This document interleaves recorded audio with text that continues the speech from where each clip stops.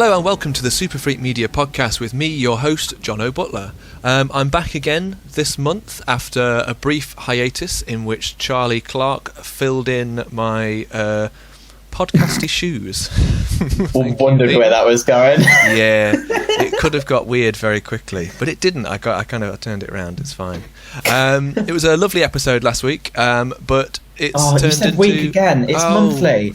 Podcast, Jonno. It's fine. It's absolutely fine. I really tried to say month at the start and then immediately said week, literally 3 sentences after. So that's fine. Good effort. Good effort. Yeah. I've good effort. Peaked.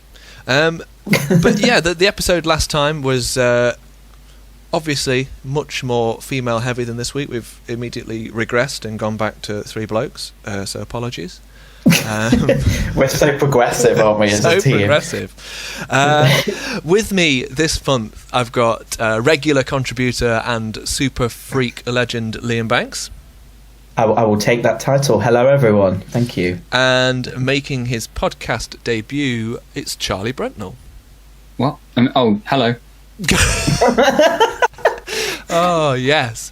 Charlie isn't here for the podcast. We've just ambushed him into this. Yeah, he's definitely wants to be here. That's absolutely fine. This month, we are going to be talking about killer robots in movies.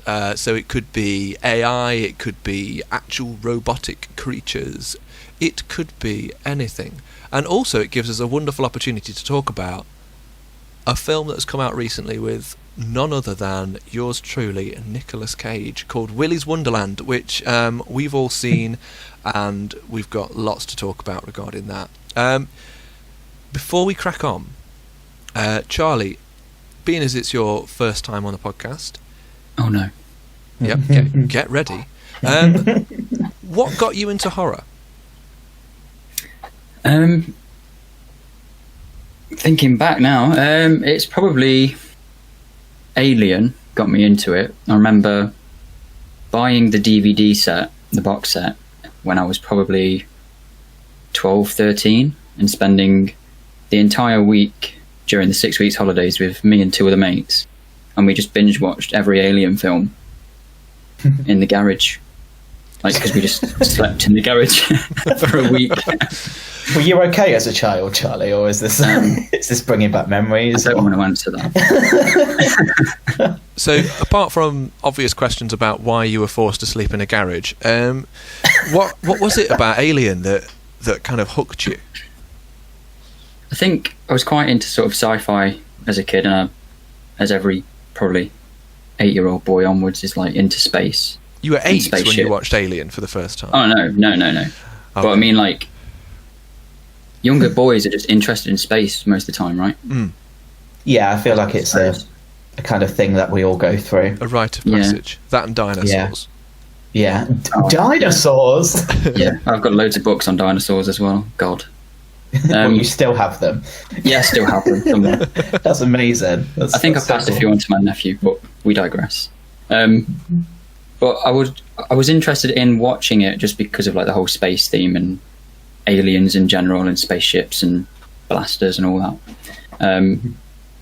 So I watched that. I would try and avoid all horror when I was younger. So you guys have all watched like Nightmare on Elm Street, Halloween, all of that sort of stuff. Oh, Jonno, I'm not okay. I will speak for myself and say that I have not watched them. But I think just watching Alien just was what got me into it, just because of the space theme. But then when I was watching it, it was like, I guess, just the suspense and like the darkness all the time. And because you're out in space and there's this feeling of not having anybody to really talk to and connect with, and that whole isolation kind of feeling. Yeah. While you're trapped within your own space, no pun intended. I think it was like a cat and mouse kind of thing. I think sci-fi is a very adjacent like genre to horror anyway. I think it is kind of a bit of a gateway, and I'm sure somewhere Alien is described as like a haunted house in space. Like the whole premise of it. It's and almost it is a slasher movie, isn't it? 100%. It's got so many elements of horror. mixed in there. So I can see how you'd get into it via Alien. Yeah, it's like is it Killer in the House? Is like the genre? Is that what it is called? Yeah, just a killer that has acid for blood and a weird tongue. But yeah, we'll go with that. Yeah, why not? I think this is kind of an interesting kind of segue into the meat and potatoes of today's episode. But like with the Alien films, there's such a difference between Alien 1, for example, and then Alien 2. And I wanted to then kind of my link to the actual point of the podcast is that Terminator, which is probably one of the most famous kind of killer robot films, for want of a better explanation, the difference between Terminator 1 and Terminator 2 is, night and day. Yeah. I think we're also forgetting the fact that killer robots are still very much a thing in Alien, as in like the androids. Yes. And I mean, with the Alien Isolation game, like I would dare say that I think the androids scared me more playing that than the actual creature did for the most part. But yeah, I think you don't go into it knowing it's a killer robot film. You go into it thinking it's an Alien film. Yeah. But yeah, Ian Holm in the first Alien film, I think absolutely knocked it out of the park. Like when he's like headless, gurgling blood, and he's tried to kill Ripley. It's harrowing. Yeah. It's awful. With the magazine. Yeah, it's dreadful. I don't think I've really seen much like it since. Like that film packs a punch in so many different ways. It's brilliant example. But yeah, going back to Jonno's hard on for James Cameron, but James Cameron, who has recently regained the crown for the highest grossing film worldwide, by the way. Cameron.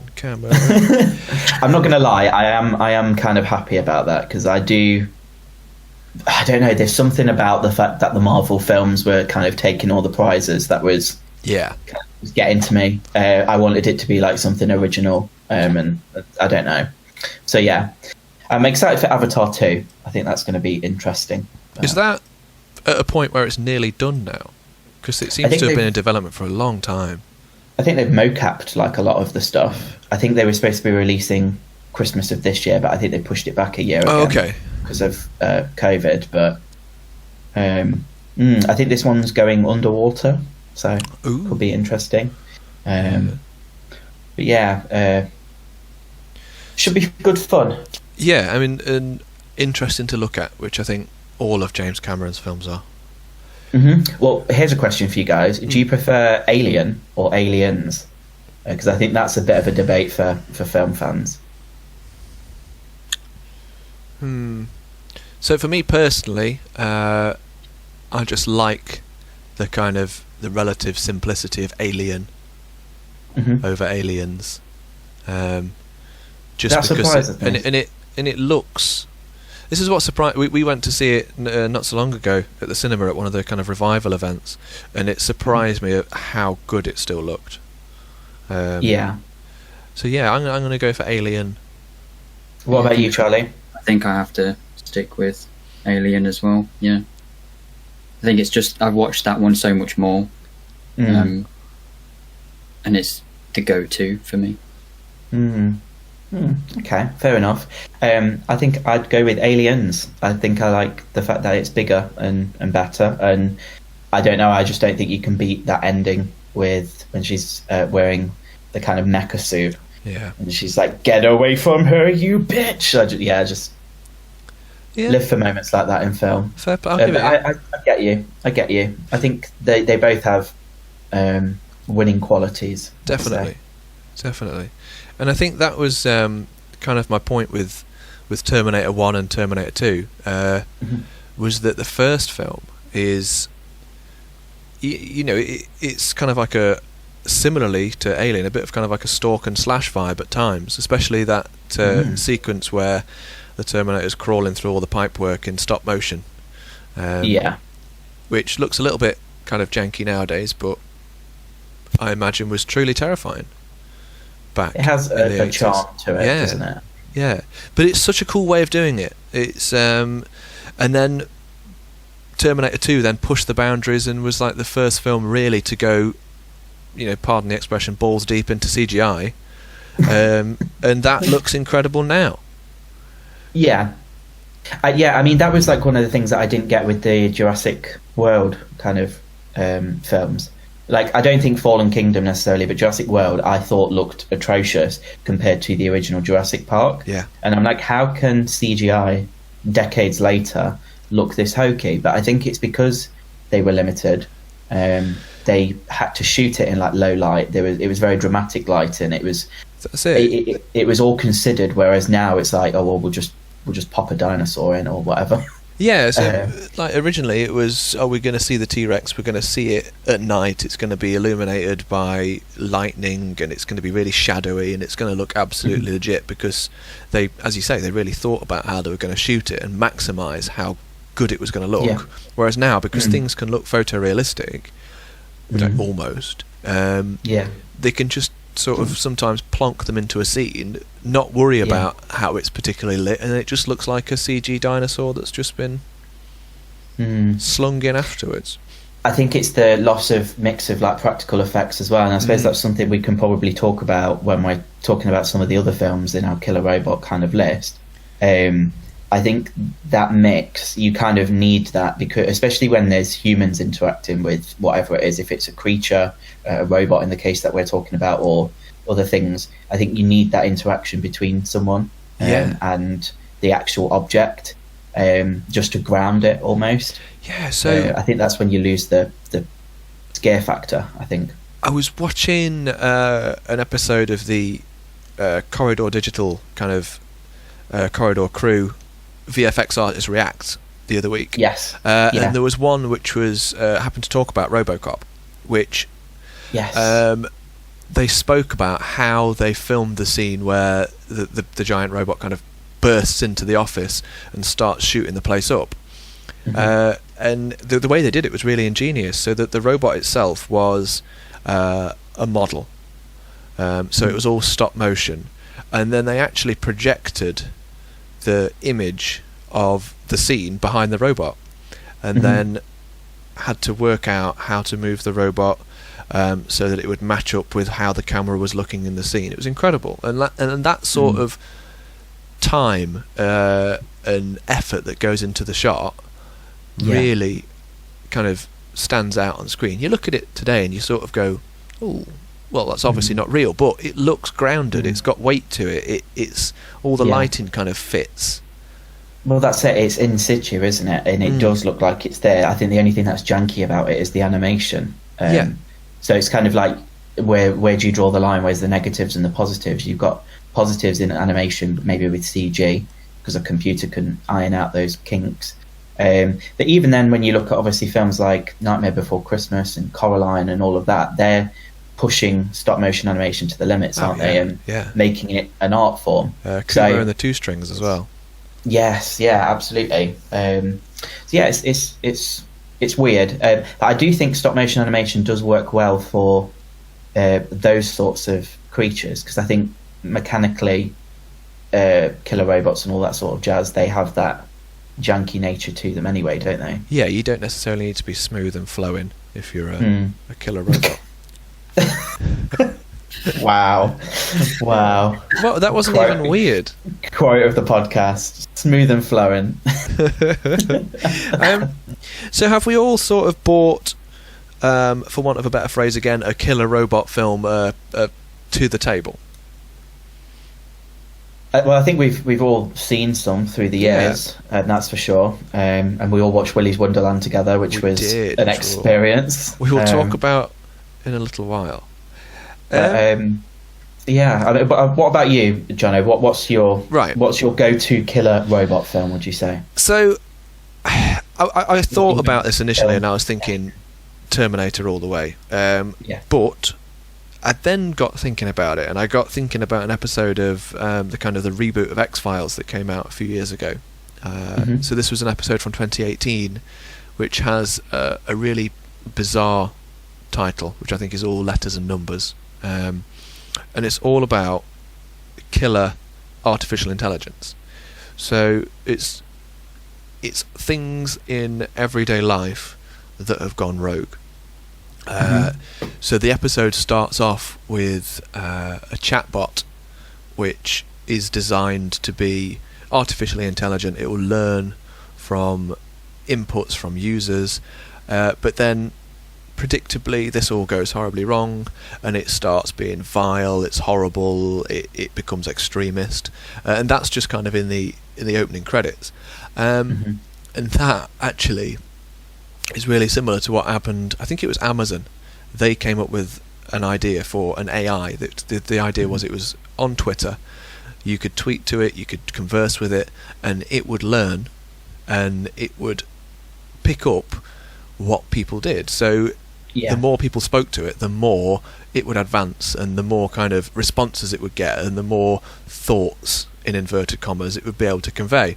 They had to shut it down within a day, because after a day it was spouting anti-Semitic things, it was being racist, it was calling for Hitler to come back, because these things are as intelligent as the people who make them, make them. That's the thing.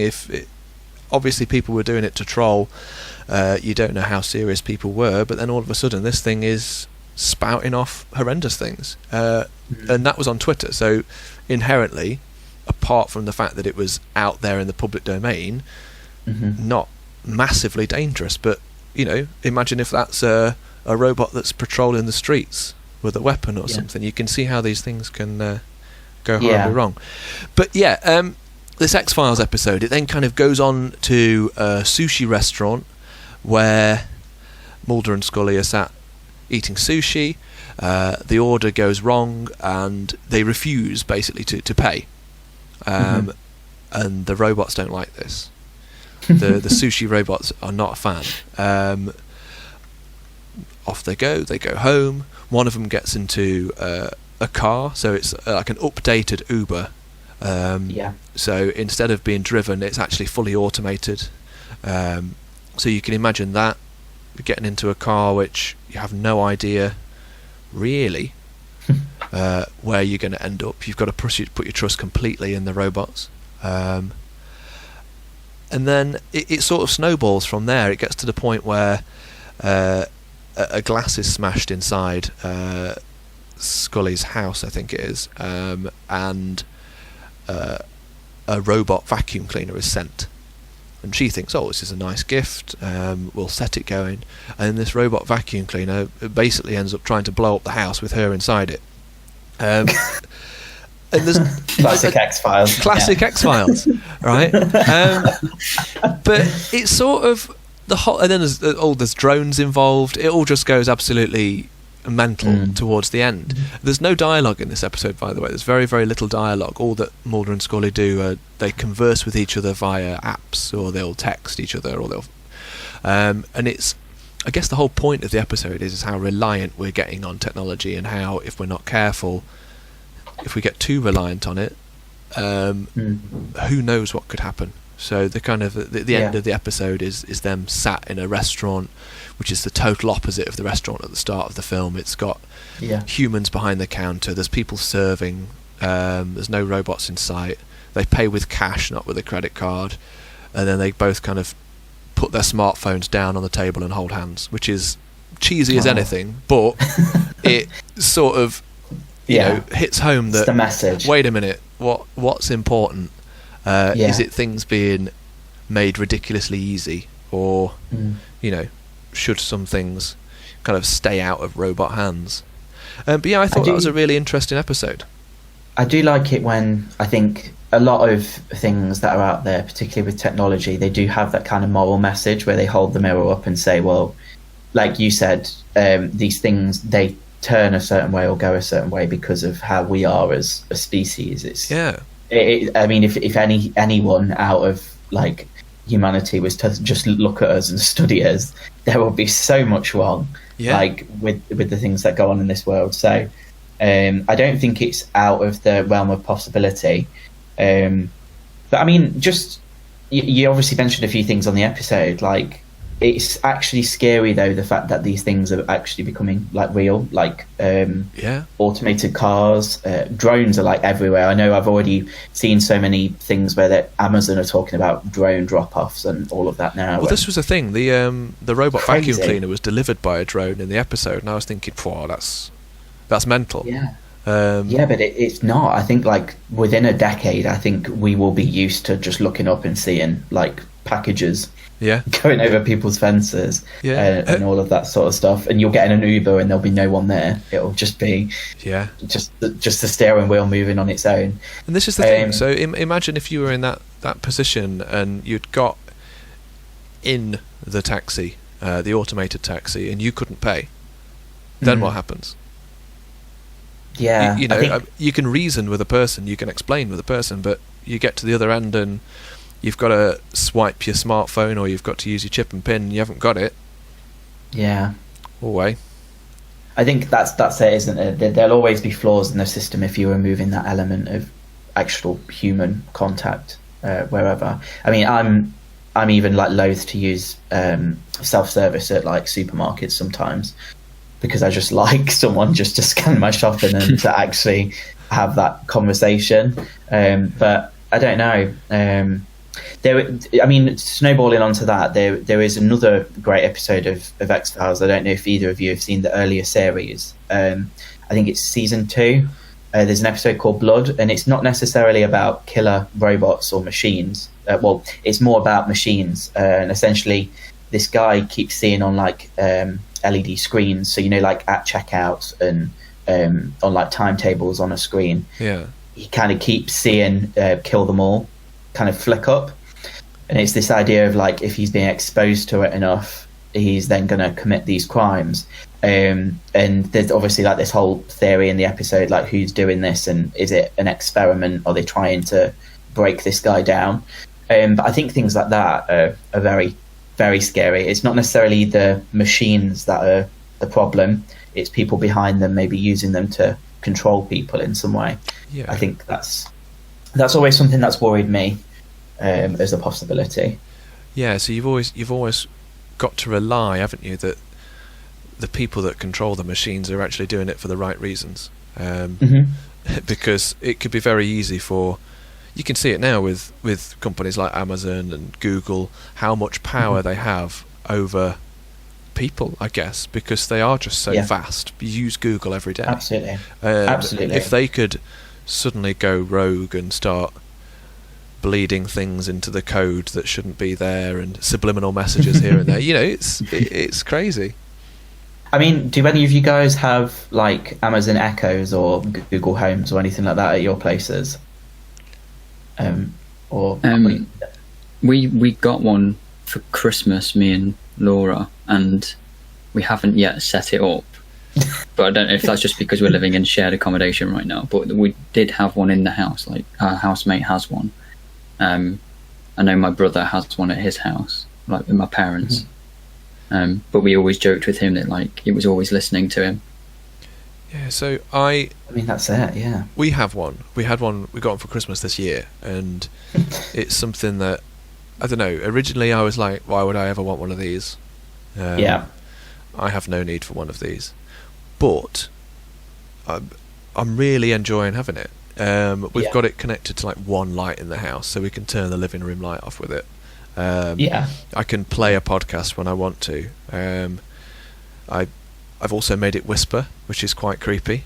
So that when I whisper, it's great. When I whisper to her, she whispers back, which is wonderful. Although this is strange. So I set it to the whisper mode, and I was like, Alexa, turn the living room light off, right? And she went, okay, right, which was creepy enough. The light goes off, and then I jokingly went, thanks, and she went, anytime.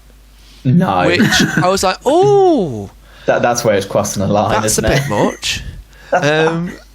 But yeah, it's when you say this thing about, oh, maybe it's always listening, and then you go on your phone, and then you've been talking about holidays to Spain, and then your phone's recommending them to you. You're like, ooh, literally, like it's happening all of the time. It's absolutely unreal. Just happen. And I mean, technically, they do have to listen all the time because they're waiting for you to like say the words "Hey Alexa" or "Hey Google" or whatever, aren't they? So it's that's the thing, isn't it? Because they say, "Oh, we're not listening all the time. Don't worry about it." But by default, you have to listen all the time, because if you don't listen all the time, you won't hear us say the keyword. I mean, you've got to think about it like. When will that line be crossed? Obviously, I suppose it's going into more like government territory, but for people to be able to tap into that sort of thing to then prevent crime, and I say that kind of like with the inverted fingers, like saying, well, because I mean, technically, obviously, it's kind of like Minority Report territory, Pre-crime. isn't it? Like saying, we're going to prosecute you for something you've not yet done, but but I don't know. It reminds me of the scene in the Simpsons movie when Marge and the kids are on the train when Homer's like gone off on his own, and they're getting listened to on the train. And there's like a CIA agent who's like, I got him, and like runs off and goes and gets somebody. It's scary, and I mean, you've got these companies though, but they're like, there's just like a few key players now, isn't there? There's Amazon, Google, Facebook. I think it was only 2 days ago, I think Instagram, WhatsApp and Facebook all went down for like a period of time. And you're like, well, there's the sense of having one company own 3 of the biggest social network like sites. And people, I think everyone just went to... I noticed it, and I think I literally then went from one to the other to then check if that was down. Yeah. Everyone was just on Twitter, like when you come to Twitter and check that Instagram and Facebook have gone. Like, okay, great, it's not just me.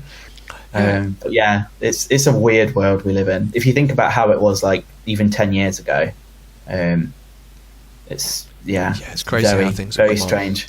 Very strange. That little chat there that we've just had reminded me of a film, iRobot with Will Smith.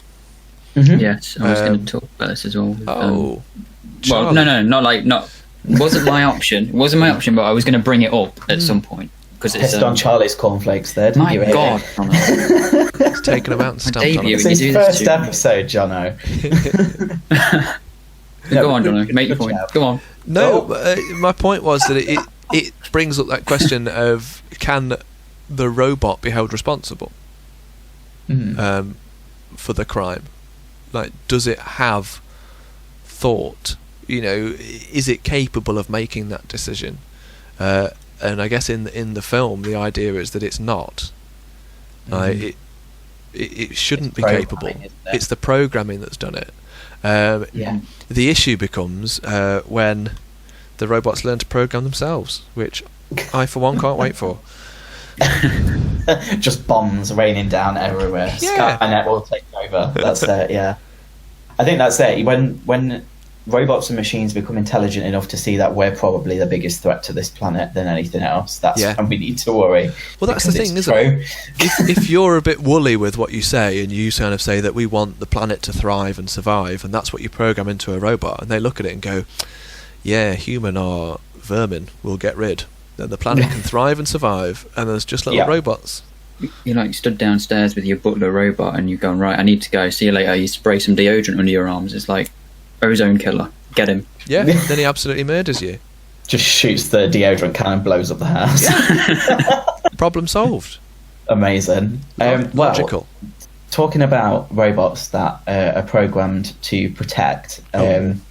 Lovely segue there. I decided to watch a film called Chopping Mall before we recorded this podcast, and I don't know why I've not seen it, because it just looks like one of those films that I just love, because it's just very 80s and it has great people in it. I think it's 1986 the film came out, and I think the film is a classic case of, I don't know if the poster art was made before the film even had a script, or if the poster art was just made separately from the film being made, or what. But it's essentially like the poster is like one of the most eye-catching things. It's this robotic hand holding a shopping bag with like body parts spilling out of it. So and it's just right before you carry on, then, Liam.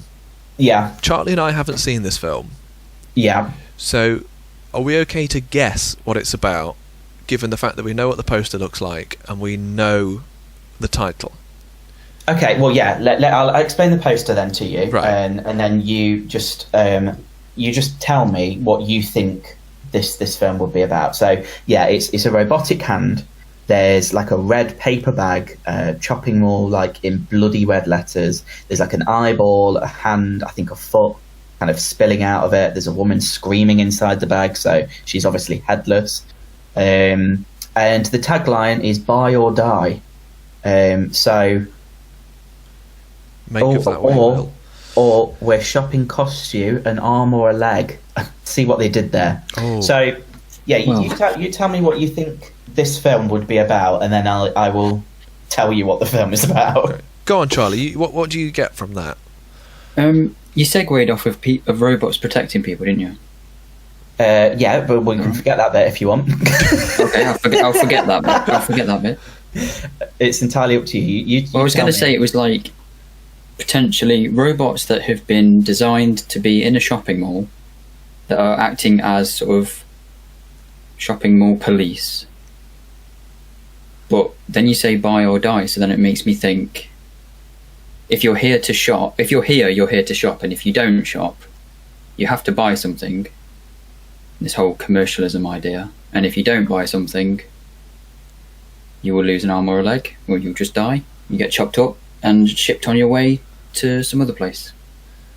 Okay, interesting. What about you, Jonno? So, kind of down Charlie's vibe that this mall is staffed by robots, and it basically just descends into some form of slasher film, where the main characters are picked off one by killer robots. It's got to be. Okay. Both of you have some elements correct, so I'll give you that. But essentially, what the film is about is we start off the film with this incredibly cheesy commercial for these robots. They're called protectors, and they kind of look just like shit Daleks, basically.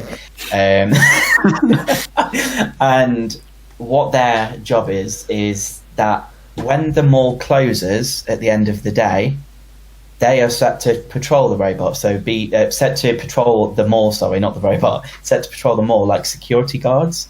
So they go around essentially making sure there's no like robbery or no one's breaking in and all of this. And they have kind of like things like tasers and dart guns and all of these things that they can use. Now, from the poster and kind of what you both kind of said is you'd expect people get chopped up in this film. Also, the title, Shopping Mall. That doesn't happen pretty much at all. Essentially, this new mall gets struck by lightning. So, as makes sense, that basically just fries the electronics of these things. So there's 3 of them. There's like one for each floor. And a group of the people who work at the mall decide to stay back in a furniture shop and basically just have sex on all the furniture and just be teenagers of the 80s. And these things are obviously patrolling the mall that night. Now, the robots are supposed to show people their IDs, like people can show them their IDs and be safe.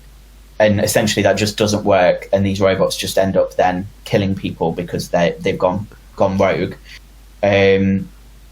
But it's just kind of dreadful. You can just tell that, I don't know, the film just doesn't really know what it wants to be. I think it's described as like a comedy sci-fi horror. And it has elements of all of those things. But I mean, I found it quite funny because when the robots do kill people, they then say, "Have a nice day," and then they just like wheel off. It's the fact that they look like something out of Robot Wars. And they just I think there's one death which is really cool. Like they shoot these lasers, which again is just so far out there, it's unreal. But they shoot these lasers and just basically blow up the blonde, who's just really dumb, and she's just screaming, and her whole head just explodes. Which is probably the closest we get to someone being chopped up. Oh. But other than that, it's just really not the one. No, it's a shame. because And it promises so much. It really does. Like, the poster is absolutely amazing, and I do think it's probably a film that would be ripe for a remake, considering we have so much technology these days now. Yeah. Like, I don't know, like, there's nothing about them hacking into like CCTV or doing anything like that, or them being more intelligent than just being these dustbins on wheels that can kind of kill people. And I think what's hilarious as well is that they have these like pincers that look like, you know, the things that people use to pick up like trash. Yeah. They kind of look like this, and they basically choke people with them, which is just, I mean, imagining people filming these scenes would have been hilarious.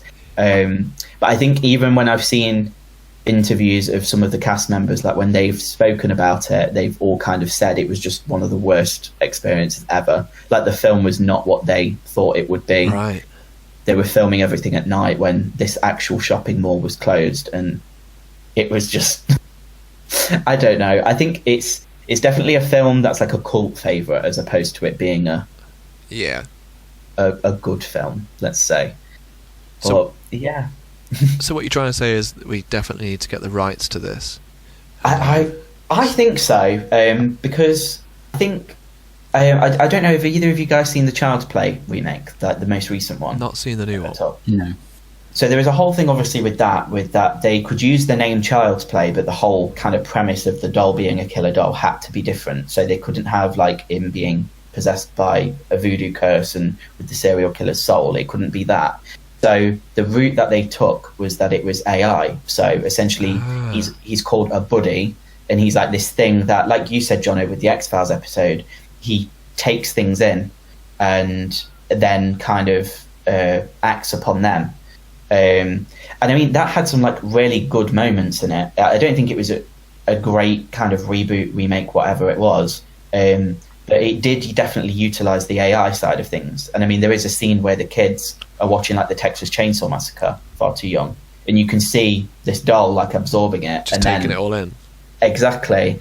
And I mean, not to give too much away, but towards the end of that, it really taps into, I think, where it had potential of basically this one doll kind of feeding into all of these other products that this company owns. So there's like drones, there's other dolls, there's like all these smart devices, and it's basically just carnage. And I think that's very much what a new Chopping Mall film could be now. If I don't know, I think personally it would be a really awesome film to watch if they took out some of the silly stuff. So interesting that you were talking about the remake of Child's Play, that it sort of they changed it so that this doll was taking in what's around him, like consuming the kind of the media that was around him and becoming evil. When the original Child's Play was cited as being, you know, a film that potentially motivated the killers in the James Bulger case. Yeah, I mean, I think there was definitely some. It was very eerie, like the parallels of it. Just because, that was something that I was obviously quite aware of, studying horror a lot in the past. That I think Child's Play, I think it was the cover art, wasn't it, of like Child's Play 2 or something, was literally brought up in court as saying these sorts of things are why kids are doing what they're doing today. And I don't know, I suppose that's a moral debate for another day, but I do think it was a very smart move. I just think the execution was a little off, and I think when you've got such a well-established character and franchise, it's difficult to do your own thing. But I definitely advise you to check it out. I think that's definitely good fun. Sweet. And another killer machine, so happy days. Slipping that one in there. You're welcome. So have you given us your choice yet, Liam, or have you still got that to come? I would say that's my choice. The thing that I wanted to talk about would have been Chopping Mall, just because I was like, I want to watch it fresh and give my honest opinion. Yeah. I think you guys should definitely check it out. I'm ready to be disappointed. Yeah, I think if you kind of go into it, I mean, I've obviously given a little bit away, but just don't expect too much. That's what I'd say. So, Charlie, have you got something to bring to the table which is killer machine / robot / technology / AI oriented? Yes, I do. I do indeed. It's not quite horror, but it's an episode of Black Mirror. Ooh. The episode "Hated in the Nation." Yeah. Where they have where we're living in a world where bees have become near extinct, and they have these autonomous drone insects that have replaced them. But it's those killer robots that are like being. I don't know how much I can say without spoiling anything for people who haven't watched it yet. So, spoiler alert going forward. But somebody else is controlling these insects to kill people who have been judged to have done wrong. And online, so on Twitter and social media, they play this game. People play this game where they do #death2 and then say the person's name, and it tallies up all the votes, and the person at the end of the day who has the highest votes gets killed by one of these autonomous drones that's being controlled by somebody else. And then, so we have a few cases where we have an inspector who's going out finding these bodies and trying to find the case, and then they do an MRI scan on one of the victims and to try and find out what happens, and this little metal bee like comes out of his eye and sticks to the magnet. So they find out that was what was killing people, and then later on they find out who it is that's running this game and killing these people with these drones, and a lot more people start doing #death2 that person. And then later on, when they decide to shut down the entire system, it gets overridden by him, and anybody that has then used #death2 is killed. So it's like a big reverse of, we play this game, but people who play the game are the ones who wind up dead. So it's like killer robot controlled by a human, while also having this message about be careful about what you say on the internet. Mm-hmm. Which is sort of springboarding from what we've been talking about for the last 15 minutes or so. Yeah, so that really brings us back to the who's behind the technology, doesn't it? Yeah, exactly. It's one rule for them and another for the people who actually control it. Absolutely. I think as well the key thing is social media though as well, isn't it? It's like that's such a common thing now, which is such a horrible thing. The fact that people do like literally wish death on each other online, and there isn't necessarily consequences for it. There's a scene that just shows you how easy it is to put something like that on the internet. So one of the people involved in the investigation, when they find out who it is, he goes onto his phone, he swipes down his timeline, he puts #death2 and then puts that person's name, and he's like hesitating about pressing it. Yeah. Clicks it anyway. Mm-hmm. And then sort of puts it back in his pocket, doesn't think anything of it. They go off to try and continue their investigation. They find out who's next on the hit list. They try to protect that person.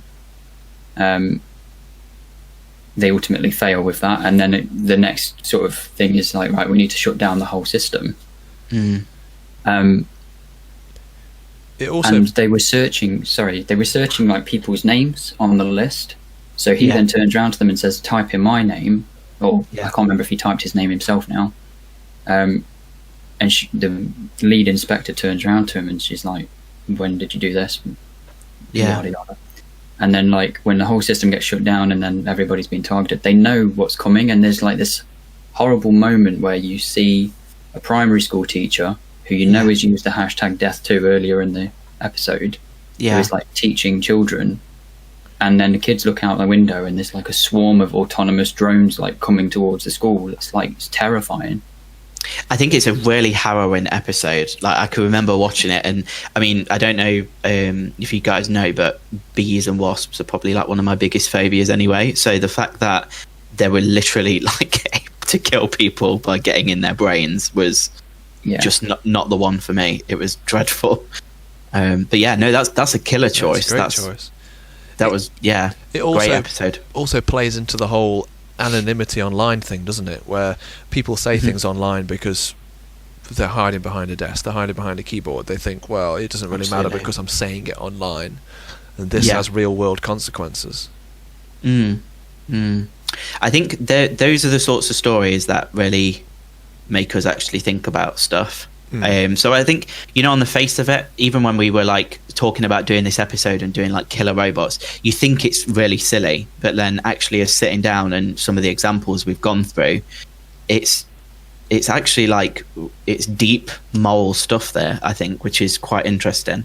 Yeah, definitely. But going completely away from that, we'll talk about Willy's Wonderland later. You say later, Liam, but I can... Sorry, there's a small scratching noise again. Oh, you need to get this looked at. One sec, it's probably going to... It's not one of those drones, is it? Probably. Oh, it's going to... You put on the internet somewhere. Yeah, I think I'm going to... Yeah, this part of the podcast might have to be redone because it's just too loud. Do you reckon the people at home can hear it? I think they might be able to. One sec, let me just... No, it is, Liam. It is. It's Nicolas Cage. He's in the room. He's in the corner. He's in the corner. Hello, Nicholas. In fact, I'd argue that he's not just in the corner. I'd say he's taking up the whole space this month. What? Because he's just filled the room. He's filled the room. He's filled the room. Because it's not just a Cage corner this month. We've got a whole Cage segment because we're going to be talking about the absolute modern classic that is Willy's Wonderland. We watched this about 2 weeks ago, didn't we? Yes. On a group watch Discord thing for Liam's birthday, which worked surprisingly well. Yeah, it's like literally the best present ever, so thank you guys. And I've been looking forward to this film for a long time, ever since it's been called Wally's Wonderland, so I'm like an OG. And then they changed it to Willy's, which obviously made me giggle like a small child. So for those of you Willy. Willy Bum Bum. For those of you that don't know, Willy's Wonderland is the Nicolas Cage starring janitor in a theme park / child's play area animatronic death fest film that you didn't know you needed, but you've definitely now got. The trailer came out probably about the initial kind of buzz started around about a year ago, and then the teaser trailer came out before Christmas, and everyone was kind of drawing comparisons with Five Nights at Freddy's, its animatronics, and then the full trailer came out and it was everything that I wanted. It confirmed to me what the film was going to be like. Which was obviously violent. It had Nicolas Cage screaming in it. There was just what appeared to be ridiculous set pieces. I was all over it. And then it came out, it went straight to streaming, which is perfect. I would have loved to seen it on the big screen, but I think the little watch party we had was nice. Part of the reason it was delayed, though, was so that it actually could go to cinemas, I think, in the US. So I did think that was kind of cool, like that they believed in such a project enough to go, do you know what? People are going to pay tickets to see this. This is what's going to relaunch cinema. Absolutely. So, I mean, Justice League what? Like, no. Willy's Wonderland is what we need. But yeah. So... I, for one, really enjoyed it. I thought it was funny. I thought the practical effects were fantastic. I thought it didn't outstay its welcome. I thought the performances generally were pretty decent. It is what it is. It did exactly what it said on the tin. It did not disappoint me. I don't know what anyone else thought. I would tend to agree. Yes. It's I also thoroughly enjoyed it, but it knew exactly what it was doing and who it was playing to. I think we were speaking about how Cage is being casted in roles that only amplify his cult status now, and I think because of that, it was a really solid piece in its own right. It probably didn't have the most gripping story throughout it, but it was playing into its own it had a vibe of an 80s slasher, but almost reversed. Yeah. There's a line in the film, isn't there, where they say that he's not locked in here with them, they're locked in here with him, where he totally turns the tables. Yeah, he just goes full throttle Nick Cage, doesn't he? When he's not on his break. Yes. Very important to have regular breaks. Regular breaks, yeah. I love that. I personally just thought that was probably one of the best bits about the whole thing. Yeah, I think it was very interesting. I'm not too sure that it would have been as successful had it not had Nicolas Cage involved, because I think that was kind of part of what was fundamental to it, was watching him deal with this situation as opposed to, I don't know, anyone else. And also deal with the situation completely devoid of any dialogue from him. Yeah, I mean, well, that was a big thing. I didn't know whether or not we were going to spoil that, but yeah, apparently we are. So you're welcome, everyone. But yeah, the whole film goes without saying anything. It is kind of very impressive that he did that. Well, I'm not going to lie. It's a ballsy move, from his perspective to take on a role like that, and B, from the filmmaker's perspective, who have got Nicolas Cage in their film and they've chosen not to give him dialogue. Do you reckon that wasn't the case, and then the budget ran out with the sound guy, so they were like, sorry Nick, we're going to have to cut all of your lines? Like, he probably had a monologue in there somewhere. I like to think that was while he's playing pinball, where he wasn't playing pinball, he was doing things to that pinball machine. He was gyrating for everyone, wasn't he? He was even dancing about it at one point, which was amazing. Again, something I didn't know I needed to see, but Nicolas Cage dancing is I mean, that on its own should probably be the tagline. If you want to see Nicolas Cage dance, watch this film. I think it had an air of Mum and Dad about it. In that kind of, I know Mum and Dad was kind of slow at the start and then went like 100 miles an hour in the second half. This was kind of 100 miles an hour from the get-go. It didn't I think take its time to get into the animatronic death. Yeah, I think if it had, I think we would have been disappointed, because I mean, pretty much from the trailer, the marketing, all the posters were like of the robots, like that was a big thing. But I don't know if you guys know, there is actually a chain of restaurants in America, I think, called Chuck E. Cheese. I believe it is. And they legit have these robots there, which I just find so weird. Like, can you imagine us going to, like, because I suppose they're kind of like not McDonald's, but like a sort of fast food for kids place. Charlie Chalks used to be over here. Yeah, it's I cannot imagine. Like, I think that would have actually scared me so much as a kid. I think that's probably what happened to the filmmakers, hence why they made this film. Made Willy's Wonderland. Yeah, it's very, very, very weird. I mean, it did make me think a lot of... I mean, there's a great short film online. I think it's like a Hulu horror short that was released a few years back. I think it's called I Need a Hug or something like that. And that's essentially about like a animatronic at a restaurant and a kid. And then there's the Banana Splits movie as well. I don't know if you've checked that out yet. No. It's based on like the child's TV show, I think from back in the 70s.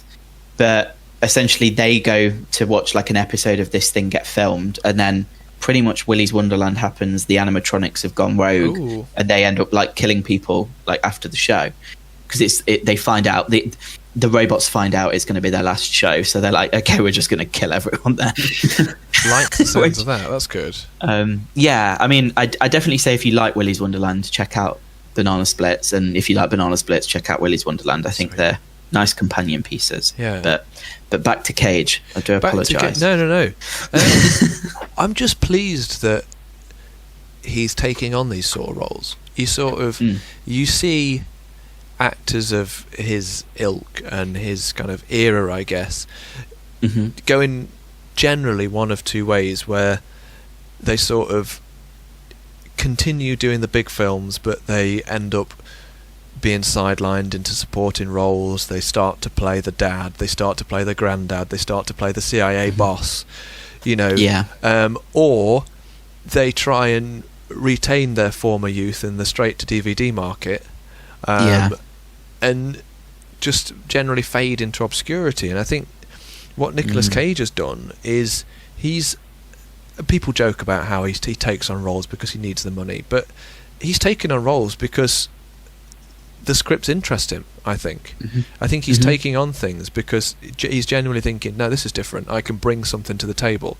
I mean, there's the odd one where you can tell he's sort of phoned it in for a paycheck, and you can't blame the bloke, because if he's getting offered the cashola, take it. But then it gives him the chance to do these smaller indie films.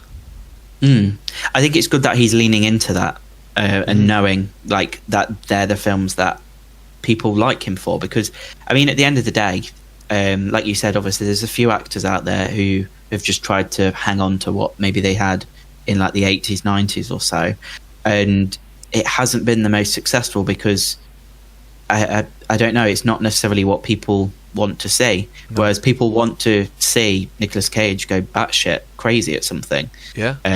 So he does that, and he doesn't seem to mind doing it, and I think it's admirable, to be honest. And I mean, I'm sure we'll be talking about plenty of other films in the future that he's decided to get on board with. We will. So it should be fun. There's, just to update listeners on what he's got coming soon, there's the unbearable weight of massive talent, is it?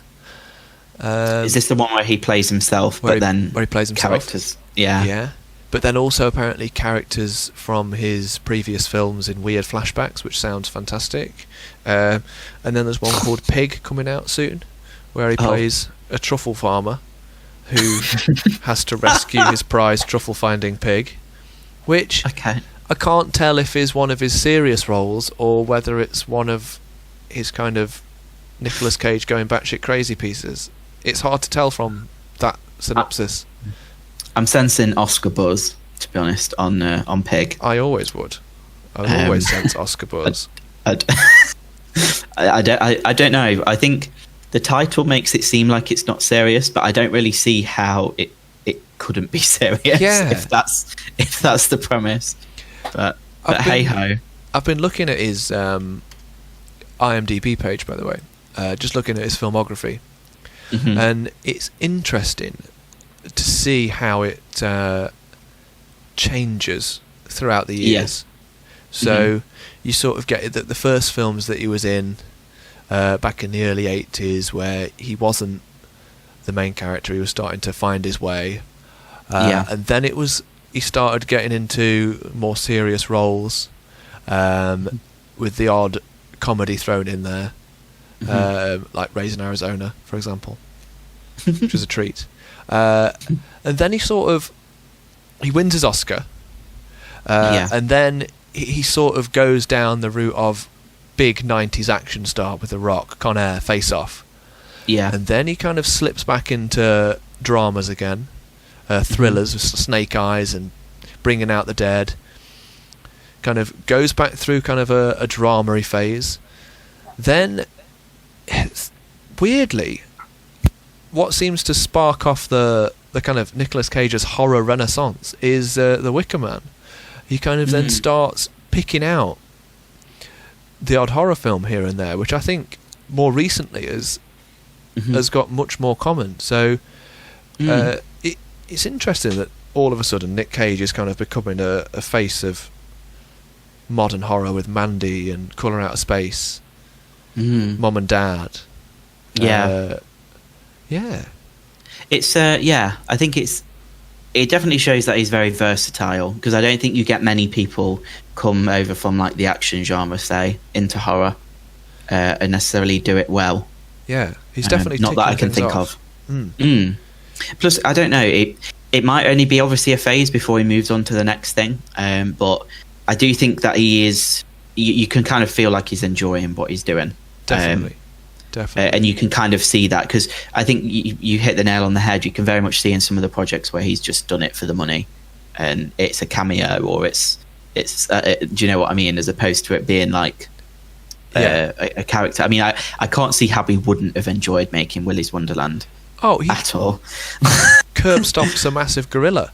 It's yeah. I mean, well, speaking of because obviously they had there was distinct robots, wasn't there? In Willy's Wonderland. So I think you had was it an ostrich? Ozzy the ostrich. Ozzy the ostrich. There was the gorilla, wasn't there? Charlie knows the names of them all. This is great. I know Ozzy. Oh, me and Ozzy go way back. Me and Ozzy, mate. Me and Ozzy. There was the gorilla who, as you said, gets curb stomped. Was he called Gus? Gorilla greetings.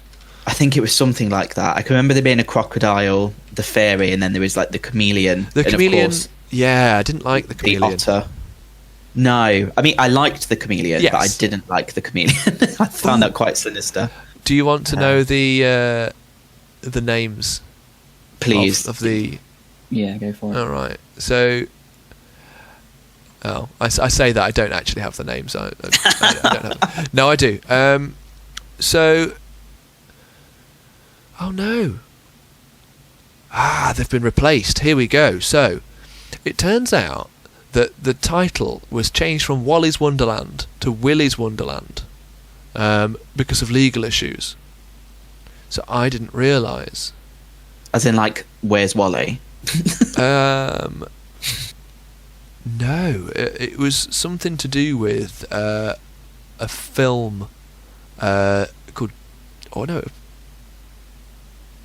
a pinball table called Devil's Dare or something. Very strange. Okay. Very strange. Okay. But the characters have changed. So we've got Artie Alligator, Yeah. Mm-hmm. Tito Turtle. He was the Mexican turtle.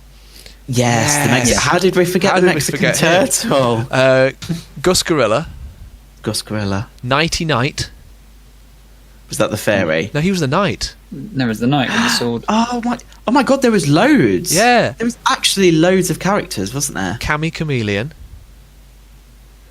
Ozzy Ostrich, and Willy himself. Willy the Weasel. Yeah, Willy the Weasel, not the otter. Otter doesn't scan as well. No. Willy the otter. I'm Willy the otter. I will also say, again, obviously going into spoiler territory, but linking into kind of what we mentioned before, I do love the fact that, I don't know, a lot of obviously what we've spoken about, like killer machines and whatever, it's been either someone's been controlling them or wiring's gone wrong or whatever. But this one, they were like, no, we're going to have a satanic cult, we're going to have serial killers, we're going to have possession, we're going to have all of this just to explain. Yeah. So literally every animatronic was just possessed by a serial killer, which made perfect sense to me. I thought that was brilliant. Serial killer / slightly... Just weirdo. Yeah. Well, I say slightly weirdo. Those are horrendous weirdos. Yeah, I think one of our biggest takeaways as well from the film was the fact that his cleaning solution was also incredible. Oh, if you can get your hands on any of the solution that Nicolas Cage used, your house will be spotless within minutes. Just don't use the same rag on everything. Oh, Yeah. Well, he seemed to use the same rag on everything. Toilet bowl, urinals, actual sink. There's the scene where, like, after he's been to the bathroom and cleaned all the bathroom out, he doesn't wiping his face down with the same cloth. Yeah. Then he wipes down all the tables people are going to eat off of. You're like, okay, cool. It's antibacterial. It's fine. It's fine. Totally COVID safe. Yeah, I think we were probably more aware of that because of COVID, you know. Like, watching it, we were probably just like, oh, germs. Oh, that's not sanitary. Oh, what a film. Yeah. What an absolute film. All in all, the main takeaway from Willy's Wonderland is 100% worth a watch. Yeah, definitely. Particularly on your birthday. Yeah. It's your birthday and you want to have fun. I had fun. It was wonderful. But yeah, I definitely didn't get that jingle out of my head for at least like 3 days afterwards. It's still there. So. Charlie comes onto the podcast singing it, and we're like, Charlie, you're not that lucky. Not this time. So that brings to an end our discussion for this month. Liam's just got one little thing he'd like to add about Blood Money, which was the film that we released last Halloween. Liam, you've got a bit of an update for us. Yes, so speaking of evil machines and evil companies, we uploaded Blood Money back in October last year. And to kind of get ahead of the curve because of all the changes with YouTube, I put like a censor, basically a block on certain things because of violence, language, that sort of thing on the film. So I thought on the off chance, I'll have a go and see if YouTube reviews it, if they would still approve the film for ads. And it's come back today and basically said it's approved for everything. So if you guys could give the film another view, drop a like, comment on it, it would be greatly appreciated. We are working hard to get new content out there when it's safe to do so. But I think a lot of you guys might have missed Blood Money just because of that kind of faux pas with the ad stuff and the algorithm. So give it a watch. It's not bad. It's considerably darker, isn't it? It's darker than some of the Super Freak Media content, which is nice. I mean, we've still got the supernatural flavour, but we didn't shy away from gore in certain places, and I don't know, we showed a lot. Enjoy. Well, yeah, enjoy, guys. So this month, if you'd like to enter the competition to win some Super Freak Media goodies, all you need to do is give the Instagram post that advertises this episode of the podcast a like over on Instagram, and you'll be entered into a prize draw to win various Super Freak Media goodies, stickers, that sort of thing. It goes without saying, a massive thank you to my guests this month. We've had on his podcast debut Charlie Brentnell. Thank you very much. Are you going to come back, do you think? Absolutely not. This was the first and last time we hear from Charlie Brentnell. That's exactly what we thought. I am joking, of course, yes. And I suppose thanks to Liam, who's here quite often. Yeah, you can't get rid of me, I'm afraid. Sorry. Bad smell. Lingers. I've thoroughly enjoyed this episode. It's been nice chatting about killer robots, AI, and of course Nicolas the Legend Cage. As usual, keep it creepy, and we'll see you all on the other side. Went for it. I went for it. Full vocalization there. Yeah. Interesting. Yep. There was definitely there were notes in it. I don't know what they were, but they were in it. It's good. Little, yeah. I didn't know what key I was picking until I got there, but yeah, one that doesn't fit, I think. Oh, hey! 6 laps. Savage. Did you know you were? Oh, I don't know the lyrics. I'm sure I'll be able to put that in, like the small clip of "It's Your Birthday." They won't ruin us for that. Copyright strike. Thanks. Is that your robot impression, Liam? That was it. Yeah. Your video has been declined. Declined. Yeah. Oh dear.